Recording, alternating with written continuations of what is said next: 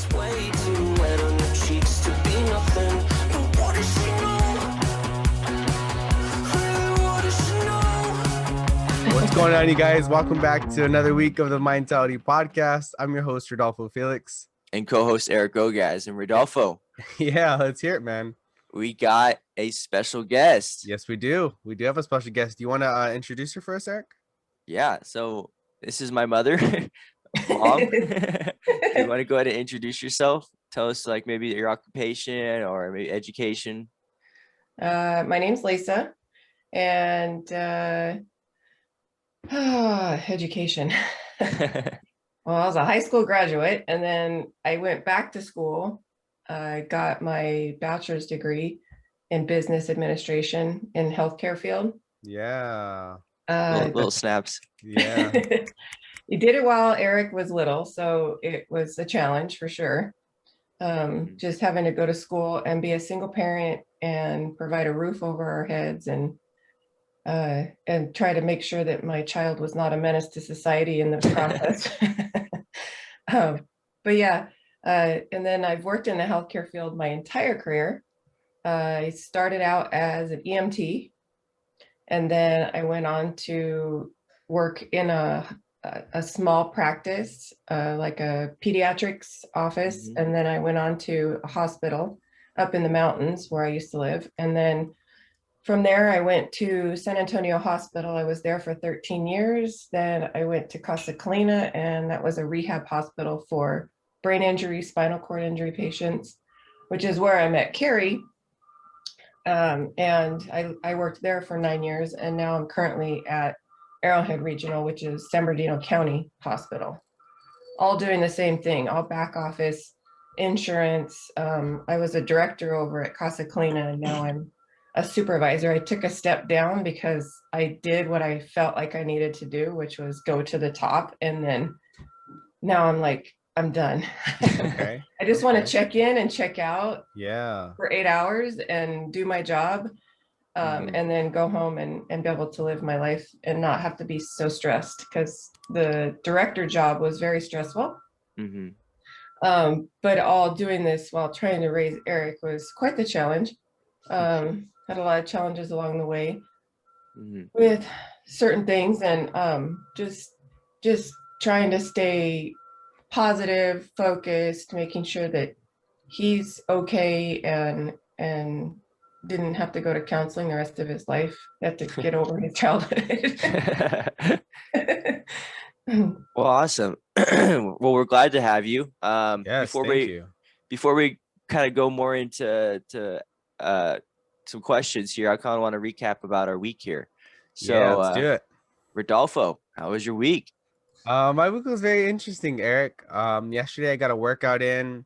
I hate to say it, but unfortunately I didn't do any type of exercise except for walk Louis. I walk him for about a mile a day, maybe like half a mile in the morning, half a mile in the evening, maybe an extra half mile in the afternoon. So 2 or 3 times a day. But that I don't consider that as exercise, like the type of exercise that I enjoy. So I only got one workout in. Due to moving, we're still in the process of moving. I mounted a couple TVs the first time I did that. Bought some groceries and stuff like that. I was driving, Eric and Lisa. I was driving on my way to my UV therapy. For those who don't know on the podcast, Eric, you probably don't know.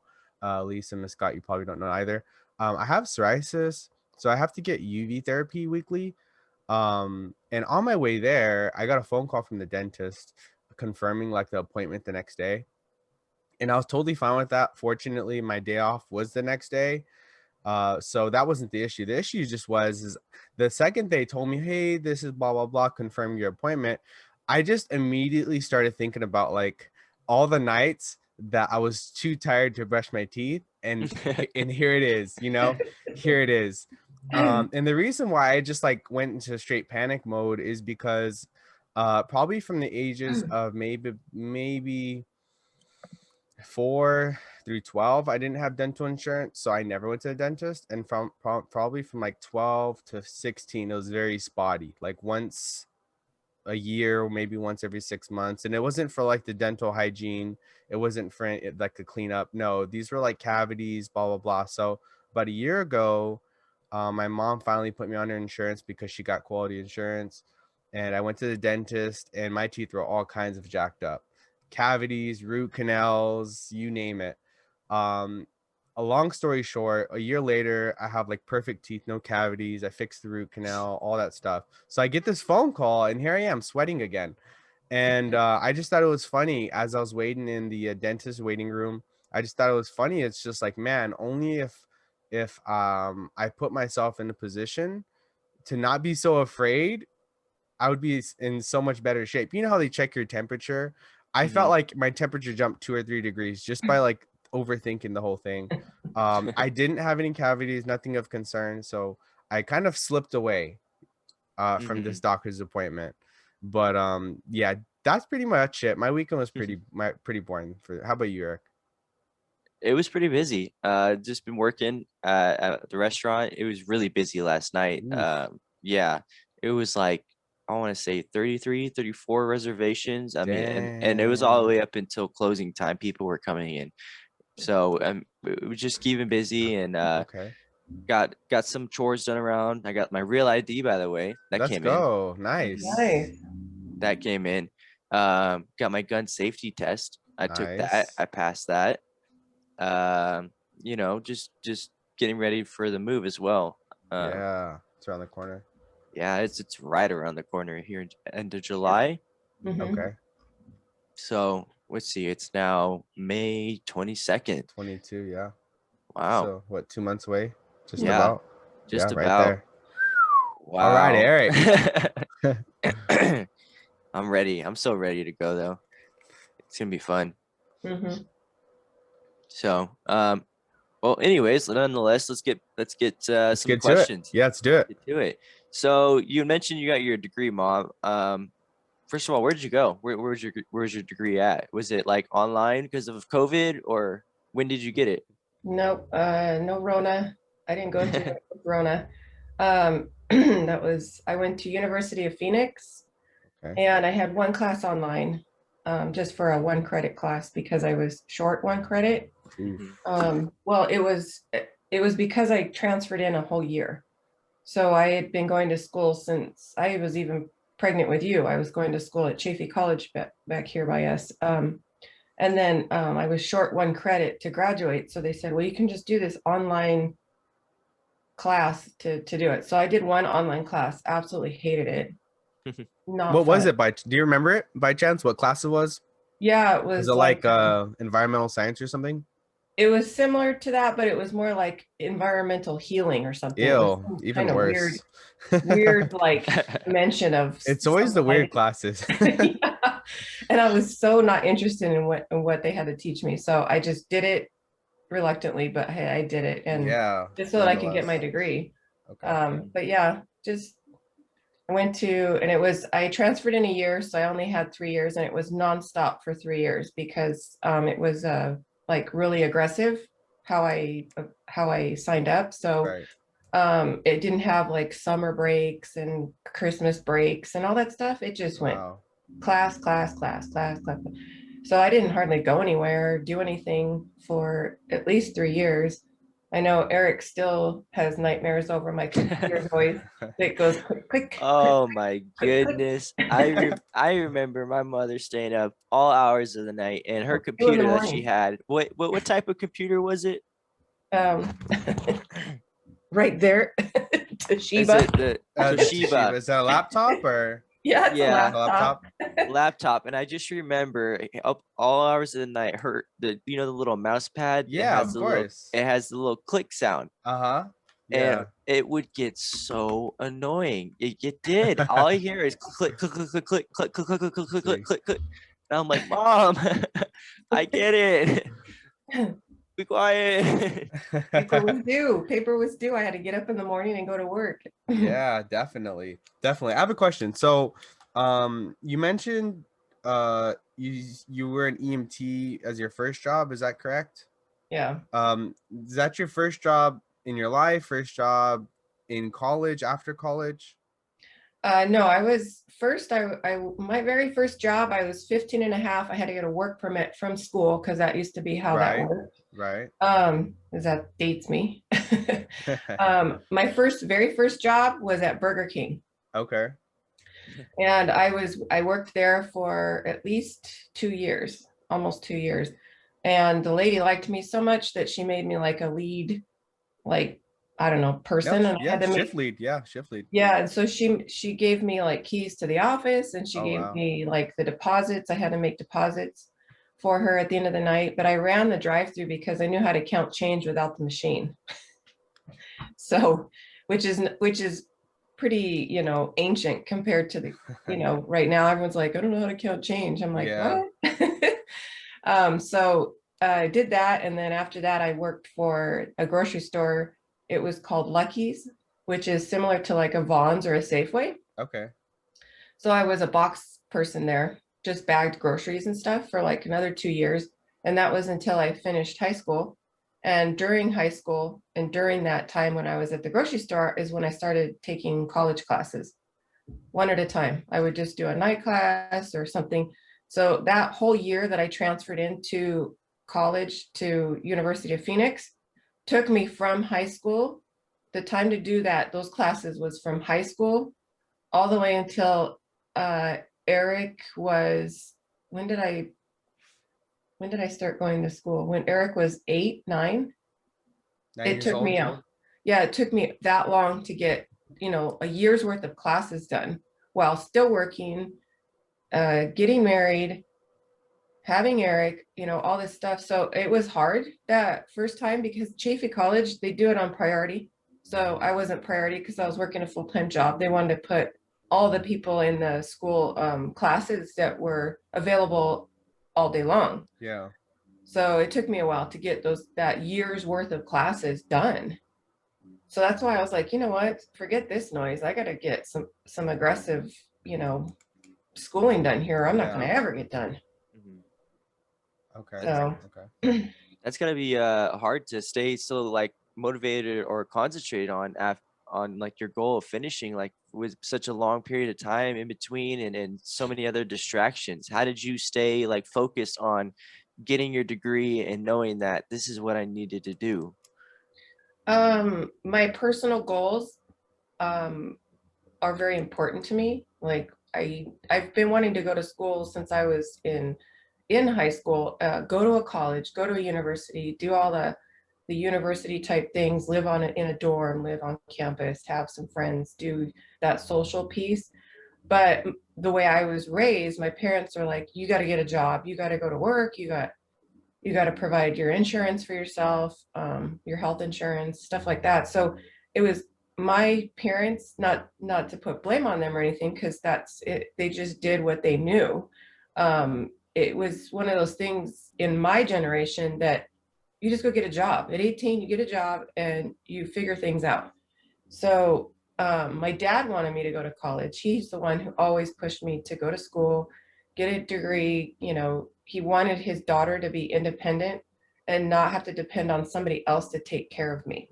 He taught me how he taught me how to change the oil in my car, change the brakes on my truck. I ride a motorcycle. So he said, if you're going to be a logger, you need to be able to carry your own logs. He just was like, you're going to be independent so that you could take care of yourself and not have to worry about, he didn't have to worry about his daughter being some kind of like ignorant person in the world. So just the mindset, I guess, as my mom wanted me to be pregnant and married and have a farm with 10 kids and the opposite of what my dad wanted. So I had this conflict in my mind of, I want to make my parents happy and proud of me. So I was like, okay, I can do this and then I can do that. And, in the bigger picture, I was like, what the heck was I thinking? I did all of it. It's like, okay, I'll take all this on and then I'll figure it out as I go along. Because that's how I was told to do, just figure it out, Yeah. They had no answers for me. They just said, here you go. Here's your resources and your tools that I've taught you throughout your life. Use them. So it was a challenge, just trying to, you know, figure out my own dreams and figure out how I wanted to navigate through this world. And then things came up along the way. I got married, and then I had Eric, and then, but I still always had this goal in mind to get there. And then as soon as he came along, I'm like, I now have to kick it into gear, because I cannot let this child see that Yeah. this is okay, that Yeah. this is this, he needs to have that motivation that you are going to go to college, and you are going, I'm going to drop you off, and you will be coming back with a degree, because there's not going to be an option. Yeah. So I was kind of just trying to make him make it do all these things to show him at that point. At that point, it was no longer about my parents. It was more about, how am I going to set an example for my child? You know, because now I've got this child that came out with no handbook to make sure that he was good in life, you know, and he was on the right path, and I was providing him the tools, him the motivation to get through something, to not quit on anything, to keep your goals and your vision, even if you don't do it today. Like, it took me forever to get through all that stuff, and Yeah. now I can sit back and go, okay, I still have a lot of work to do on myself and my goals, but more of that has been a relief, that I've been able to get to points in my life that I actually accomplish these things, despite all of the roadblocks. Prior to conceiving Eric, did you have that mindset of like, I have to do this so he doesn't have to when he's older? Does that make sense? Or Yep. was this as he's in your stomach, or as he's out already? When did that click for you, where you just knew, like, I don't want him to see me, I don't want him to go what I'm going through, I don't want him to see me struggle, I have to do this for him? When did that when did it become about him? The minute that that he was That you had thunk him? up. Okay. I had to change myself as a person, to make sure that I was a good mom, I was a good role model. I had to rethink, you know, my path, so that I can make sure that he didn't have to struggle as bad as I did, or it was easier for him. So I just kicked it into low gear and just started rolling with it. I'm like, I gotta go. This was the time, just so I have the timeline correct, this is when you finished, was that your first year of college, after a long period where you realized, I got to get on this like fast track, like for school? Eric was little Okay. when I had taken a break in between. So when he was born, I didn't go back to school until he was almost 8. Yeah. Or so. So that time between 1 and 8 or so is when I stopped going to school, just so that I can focus on him. Yes. But I knew in my mind I still had unfinished business, so I had a long ways to go, and that's when I was like, I got to kick this in. And I, if I could have done it differently, I would have done it, you know, previous to him being born, knowing what I know now. But just because I was told, get out and go do your thing. Yeah. You just kind of figure out as you go along how you want to, I guess, work it. There's no instructions in life. That's for sure. I kind of want to talk about how you had said you put it into low gear and you just kind of changed, and you changed your lifestyle. How did that, what did that look like? I mean, what did you, I don't know, start eating different, start doing things different? What did you do differently when you put it in your quote unquote low gear?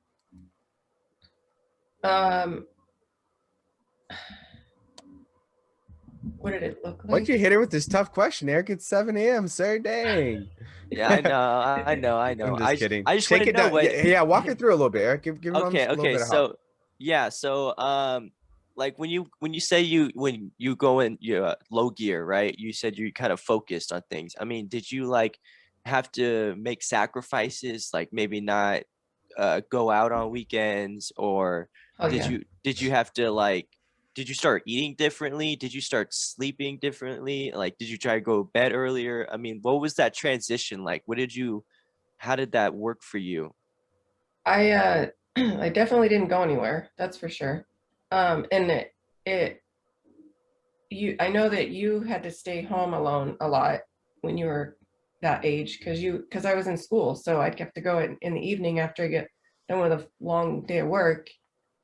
You would stay home on those Wednesdays, or I think sometimes it was Wednesdays, sometimes it was Tuesdays, and with Blake Yeah. for 4 hours while I went to school.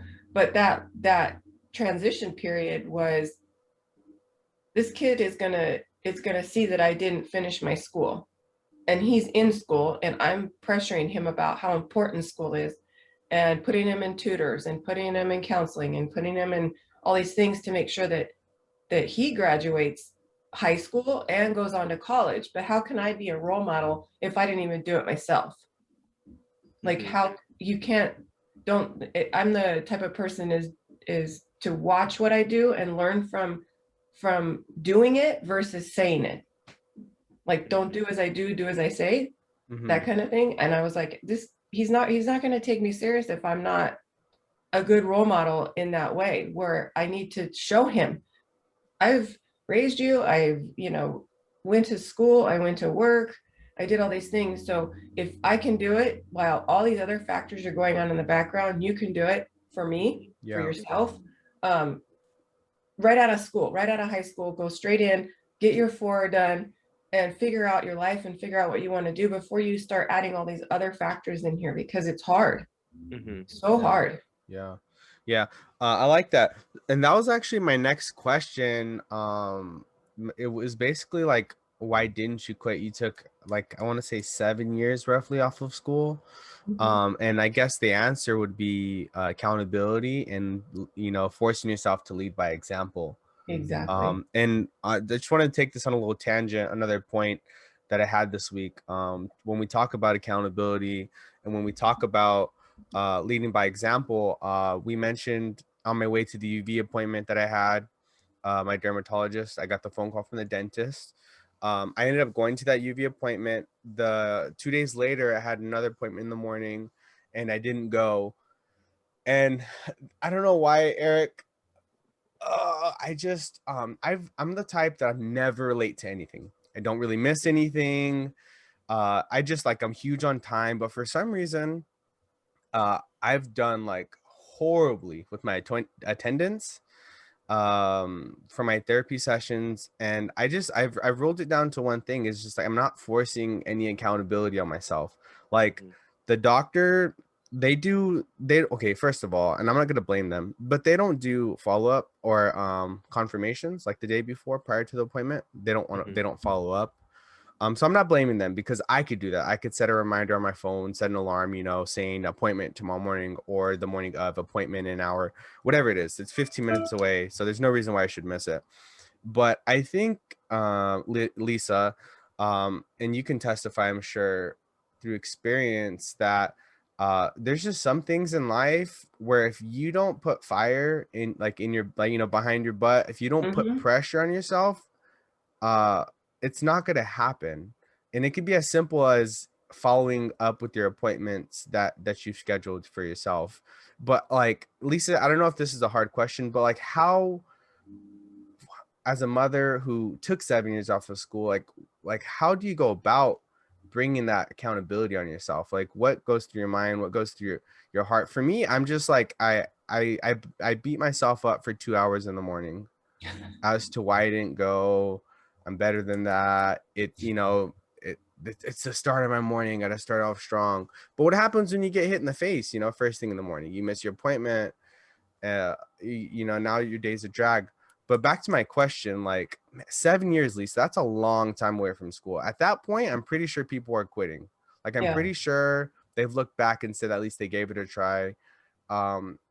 Like, how deep do you have to dig to really just commit to, like, going back, or saying, I'm going to be that example? Sure, I took years off, but I'm going to step in. I think you have to have that desire inside of you to want to do something. So if it's if it's a trip you wanted to take, or somewhere you wanted to go, or some place in life you wanted to be, I think that desire has to always be there. That motivation has to be there deep down inside, and maybe you've suppressed it because of other factors that have gone on. But somewhere in there, you have to want those things, or you have to want certain things for yourself, or so you're not feeling like this constant head, head down in Yeah. the dumps that I just can't seem to get out of my own way. So you have to just pretty much focus on what you want in life. And I think sometimes some, people may not have enough drive for those type of things that others may have, and that's okay. But find whatever is your passion, find whatever is your purpose in life, and move forward with that. We don't all have the same goals in mind. We don't all have the same things in life that we want to accomplish. But whatever that is, you do you, the best you can. Yeah. However that is, we all reach a certain level and remain there, or we can go beyond that. So it's all individual. It's hard to focus. It's hard to just say that's what I'm going to do and then just get there. Yes, I love it, Mom. Desire, Speaking some yeah. wise words. Yeah, it's true. Very true. Yeah, it is very true. I kind of want to talk about you and your work ethics. This is something that I've admired about my mom quite a bit. Beside the fact that she had kind of got back her education while raising me as a single mother, I wanna talk about her work ethics and how she is in the workroom. So let's just talk about that first of all. What's your mentality like when you go to work? What is your mentality like? Well, I don't miss work. I don't call out sick ever. I gotta be dog sick. Yeah. Like I'm losing a leg or something before I'll get out the door and not have to Yeah. go to work. Yeah. And it's probably not a good thing. I'm not going to say that it's a good thing to go to work sick, because then you just cause problems for other people, and that's not right either. But I try to stay healthy and eat right and exercise pretty much every day. I run and hike and bike and all that stuff to try to stay healthy so that I can stay out of the sick mode. But every day I get up and I just know that I have to accomplish items at work. I want to make sure that I'm the best example for even my employees, because I have right now, I came from 17 employees at Casa Clean, and now I have 64 of them reporting to me. So Yikes. I become a mom, a counselor, a decision maker at work, because stuff's being fired at me all day long. And a lot of it because I work with women, not to say that that's a bad thing, but there can be a lot of emotions of a roller coaster. Let it fly, Lisa. Let it fly. And then I have to, pull people in the office and let's talk about this. Let's get off the ledge and let's, refocus at work. We're here to work. We're not here to cry about stuff. Let's refocus. What's your job? And let's make it easy. I want everyone at work to work smarter, not harder. So let's figure out a way to get through this. So every day at work, every day I get up to go to work, I know that there's going to probably be some challenge that's handed to me, which is fine because I take it on full-heartedly. Bring it, let's go. I just have an attitude of positivity always, because you can't go into work and be a supervisor and just be a butthead. You just can't. You have to, and you can't play favorites. You have to just know every day I'm going in and I'm going to make sure that Arrowhead is successful before I leave every single day. I've done the best I could, because I know at the end of the day, I got to put my head down on a pillow and know that I've done right by people, done right by the business, done right by myself, my family. It's just one of those things that you just get up and you just do. Mm-hmm. After a while, I guess because I've had so much work experience and never ever been without a job since I was 15 years old. Just always worked. I don't know any different. And it's always to do better, to make wherever I'm at better than I left it, just like you would anything else. You come into something, you want to leave it better than what you found it as. Wow, in charge of 64 people. That's quite a bit of go from 12 especially to 64. That's a lot. So I applaud you for that. That's got to be so let's talk about that a little bit actually. How do you go from I don't know, working at Burger King to now in charge of 64 people? I mean, like, when you're at the workspace, are you just trying to like focus on your task at hand, or are you trying to like look at what the manager's doing and see what their tasks are too? How do you like progress up to being where you are now? Well, I can probably honestly say that my grandma G, she had her degree, and she always taught me that when you know your job, you reach out and you find out how everybody else's job is, because then that makes you indispensable. Like that, you know, 6 jobs in there, and when they do cuts, you're not going. So that's the ethic, the work ethic that she instilled in me, that you always reach out and learn everybody else's job around you. So that's always been my mindset, that I'm going to know my job and know everybody else's job, I so love that I that. can, yeah. I love that. When I was at 18, 19 around there, I got my first retail job. And because it was my first retail job, I had 0 retail experience. That meant like you start from the very bottom. So I used to come in before the store would open to put like the discounted stickers on, you know. Um, and I was only getting like 8 hours a week, and I was trying to figure out like how do I go about this, and I just realized like, look, like you said, I got to make myself indispensable. I gotta make myself more valuable, Mhm. and I did so by just uh shadowing, asking questions, even if I wasn't from the department. I just Yep. wanted to know. And you know, when you want to put yourself in a position to succeed, you will. And I Mhm. was hungry to learn. I was hungry for hours, and just that willingness to learn. Am I still working retail? No. Did I see myself working retail in the future? No. But for that time being, I had to step up my game and make myself indispensable. I had to make myself valuable, and it took some hard work. It took a little bit of uncomfortability, Yep. but it was better than just sitting at home with, you know, 16 hours every 2 weeks. Yeah. Mhm. Yeah, it's one of those things that you just have to have that will, that drive to just learn more, absorb more in life, because otherwise you could just sit there and, do nothing. Or you can sit there and make yourself more valuable, learn a lot of things along the way. It doesn't necessarily mean that you need to take those things with you, or maybe down the line you're like, hey, yeah, I remember this, and now I know how to do this. But yeah, you have to, if you're going to succeed in life, you need to have that drive. You have to have some kind of will to want to learn things. When you stop learning, you stop growing, and it's not good. It causes for, a lot of idling things, and bad things happen sometimes when you idle. You just don't go Yeah, anywhere, definitely. I love that saying, when you stop learning, you stop growing, because it's Yeah, so true. I sensed a little bit of carry in that. I don't know. Yeah, I know. Carrie carries this like books everywhere. Speaking of books, I've been doing my reading. Okay, Eric, Getting back hit into us my with reading. it. I don't know about you, Rodolfo. Mom, you could probably attest to this. I think everybody should read. I read Oh, Whether or 2 not, pages last week. What's up?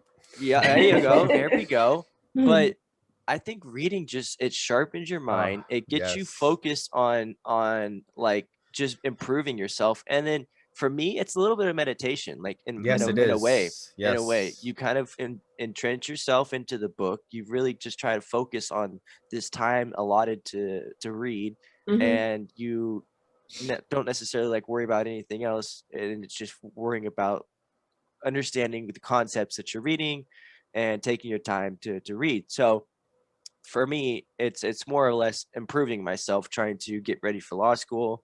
The books, it's called let's see here, Succeeding in Law School is what There you it go. is. And Nice. so I've like I said, I've allotted the time or the pages that I needed to read, and I'm getting through it. I'm getting through it page by page, and I'm enjoying it. So Good. Good job, yeah. Eric. Reading, Proud of you. Proud of you. Is reading there is important. Yeah, so that's my current challenge. Is there any Yes. challenges that you're going through, Mom, right now? Like, are you trying to challenge yourself in any way? Or are you kind of just on that uh what do you call it? Autopilot. Autopilot. Yeah, there you Yeah. go. Yeah. Um, No, I'm not. Right now, I don't have like any serious challenges going on with myself. I do have a lot of books to read. I've read numerous books in my time. I love to read biographies of rock and roll stars. Like I've read Ozzy and, you know, just stuff like that, because I just think that it's exciting. Their lives are way more exciting than mine, you know. That drugs, rock and roll type of, you know. Touring, yeah. But yeah, I do read, but yeah, my goals right now are to just make sure that Eric's got himself situated in life. I think the next section of my personal, you know, delving in with him is to make sure that his finances are in order. Like he just got a credit card, and I want to help him with his finances to say, you know, like, let's sit down and say, this is how you budget. This is how you, he's been doing pretty good on his own, you know, this whole time, but I just want to dig deeper a little bit and try to get him set up on a retirement plan, because time is on his side. Yeah. Start putting that money in, maybe a 429 plan or 529 plan, so that he can start saving for his kids, so it's not a heavy expense. Just things I've learned along the way I want to give to him now, so that he's not having to do it later in life. He starts now while time is on his side, and he'll be making his most money when he gets done, you know, to start putting that future for himself, for his family, for his kids, if he has any. Just that's my focus pretty much right now, and to see how I can get his stuff from here to Kentucky. I'm struggling with that because he's got an old truck and I'm not sure how we're going to get it there, and all of his stuff. So that's kind of my challenge right now, is to get him on this last leg of his school career. That's good to hear. That's good to hear. All right, you guys, we got 1 minute, so I'm gonna go ahead and close it out. Thank you so much, Lisa, for joining us. You're definitely more than welcome to come back onto the podcast. The first time's usually just like a feel, you know, want to test the waters, see how it goes. But this was terrific. You said a lot of beautiful things. Eric, you said some beautiful things as well. Another week, you guys, the Mindtality podcast. Lisa, again, thank you. And thank you for the viewers and listeners. I'm Rodolfo, I'm your host, and I am headed out for this morning. Thank you. Peace. Peace. See you later.